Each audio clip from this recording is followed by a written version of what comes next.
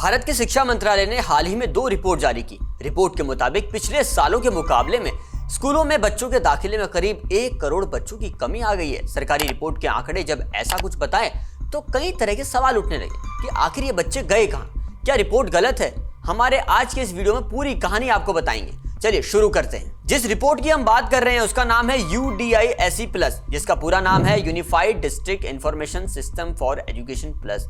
इसमें साल 2022-23 और 23-24 की रिपोर्ट रिलीज की गई है। जिस चौंकाने वाली लाइन को देखकर आप वीडियो पर आए हैं ये वही है। 2018-19 और 21-22 में जितने बच्चे स्कूल में दाखिला ले रहे थे उसके मुकाबले 22-23 और 23-24 में बच्चों की संख्या में गिरावट दर्ज की गई। गिरावट कोई मामूली नहीं है बल्कि संख्या करोड़ में है, यानी स्कूल में बच्चों के दाखिलों में करीब 1 करोड़ स्टूडेंट्स की कमी आई है। आगे बढ़ेंगे लेकिन उससे पहले आप ये जान लीजिए कि ये रिपोर्ट है क्या, कैसे रिपोर्ट बनाई जाती है और कौन बनाता है इस UDISE+ रिपोर्ट को।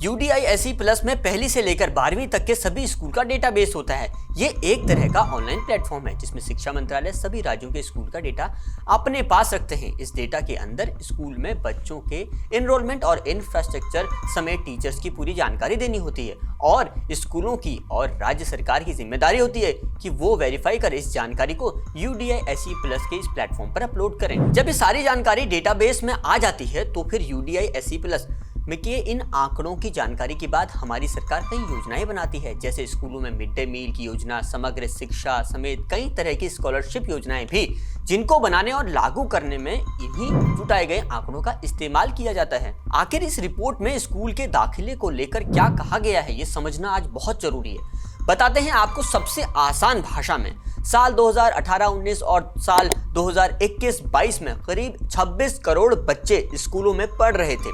2020-21 में देश भर में कोरोना महामारी का दौर था तो स्कूलों में एनरोलमेंट में भी गिरावट दर्ज की गई। रिपोर्ट का कहना है साल 2018 से 2022 तक भारत के स्कूलों में 26 करोड़ बच्चे पढ़ रहे थे। आगे के गिरावट वाले आंकड़े भी आपको बता देते हैं।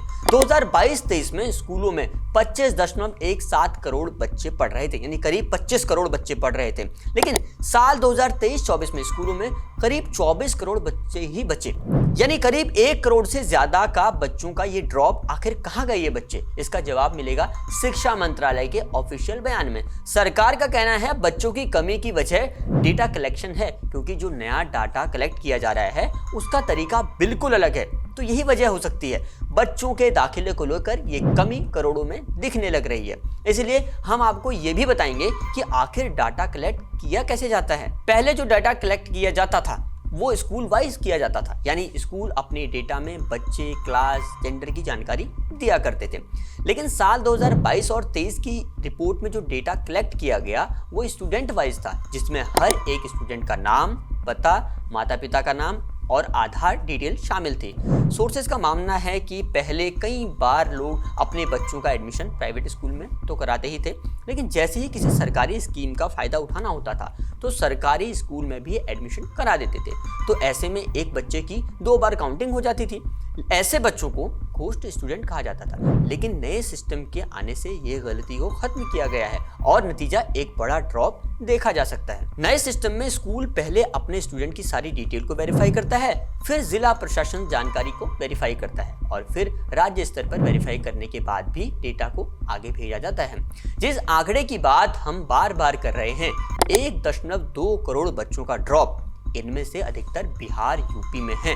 साल 2023-24 में स्टूडेंट्स के एनरोलमेंट में करीब 35 लाख की कमी अकेले बिहार में आई और यूपी में करीब 28 लाख बच्चों के एनरोलमेंट में कमी आई है, यानी अकेले बिहार और यूपी में ही करीब 60 लाख बच्चों के एनरोलमेंट में कमी आ गई। भारत सरकार ने ये सभी आंकड़े जुटाने के लिए पहले से तय प्रोसेस में बदलाव क्यों किया है ये भी मैं आपको बता देता हूँ। दरअसल समय के साथ सरकार को भी डेटा में बहुत कुछ नया चाहिए और तभी नीति योजनाएं बनाई जा सकेंगी। तो नए सिस्टम के तहत अब सरकार हर बच्चे से 60 तरह की जानकारियां ले रही है, जैसे स्टूडेंट का नाम, पेरेंट्स का नाम, पता, आधार, हाइट, वेट के साथ साथ स्टूडेंट्स के रिजल्ट, अटेंडेंस और भी बहुत कुछ जानकारी जोड़ी गई है। और टीचर्स के लिए उनकी प्रोफाइल और साथ ही उनकी अटेंडेंस। और साल 2023-24 का तो एक आंकड़ा ये तक बताता है कि अभी भारत में 98 लाख टीचर्स पूरे देश में हैं। और इन सब के पीछे की वजह है नई शिक्षा नीति साल 2020।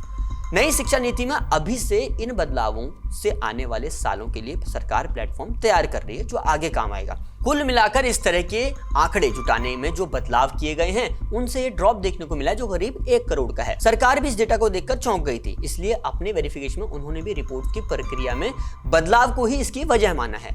आप इस पूरी रिपोर्ट पर क्या कहते हैं कमेंट सेक्शन में टाइप कीजिएगा। मेरा नाम है मनोज, जुड़े रहिए जनसत्ता के साथ।